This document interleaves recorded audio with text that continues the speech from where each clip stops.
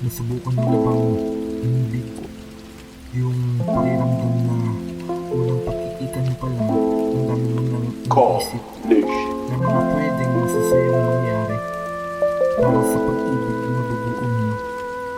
Yung parang ganito.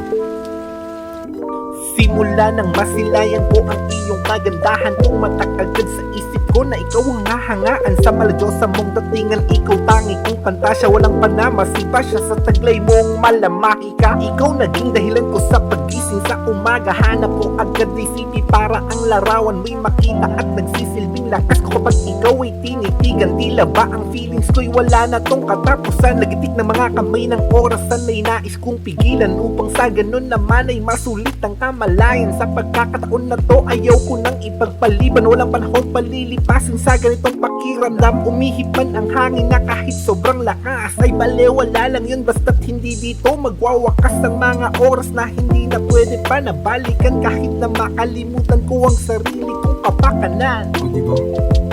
Ang saya, no? Lalo na kung alam mong napapasaya mo siya palagi. Tapos nagagampanan mo yung mga pangakong pinangako mo. Ang sarap sa feelings, no? Parang ganito. At sa wakas, ito na nga ang mga oras na inaasam. Mga pakit ko at pagporma ko sa'yo'y nasuklian. Halos di makapaniwala na si ikaw at si ako nasa plano ni Cupido, sa panangay pinagtagpo. Hindi kayang ipaliwanag ang naramdamang saya sa pag-ibig na ninais ay makakasama ka. Kalungkutan ay kinalimutan at hindi naging dama, bagkus naging mas panatag pa kasi naging kasama ka. At kasabay ka na mangarap sa lahat ng mga plano. Lote, bahay at chikot, sa trabaho ay ganado. Kompleto na ang rekado, di na ipa ang adobo. Tamang chill lang palagi sa tuwing araw ng Sabado. At sa pagsapit ng linggo, kasama ka na magsimba. Hinihiling ko sa kanya na kasama ka na tatanda. At wala akong balak iwanan gaya ng tangi ko na dasal, dahil ikaw lang ay sapat na at sa'yo ko gustong makasal. Pero hindi pala lahat may happy ending.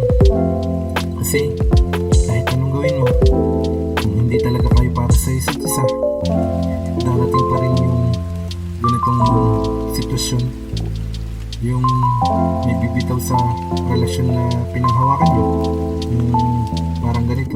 Planado ng lahat pero parang merong kulang. Ang pagmamahal na tinanim parang naging halaman. Nagkulang ba ako sa dilig o sadyang hindi na umusbong? Naubusan ba ako ng oras o sa iba ka nalulong? Bakit ganun? Bakit ganyan? Yan ang lagi kong tanong. Ako'y gulong-gulong-gulo sa pagsubok na humamon. Ako ba ang mali o ikaw ang siyang nagkulang? O baka naman pwede pa natin to na pag-usapan o ayusin o sayangin ng mga nasimulan at balikan ang imahe ng sayang pinagmulan. Hindi ka ba nanghihinayang sa mga pinagsamahan? Pwede ka ba nakausapin kahit na sandali lang? Dahil ba to sa pang sarili mo kaya wala kang dahilan? At ganun na lang kadali sa'yo ito nabitawan. Pero kung ganun, ano bang ang magagawa ko? Biktima na din ako nitong pinagtagpo, ngunit hindi para sa'yo.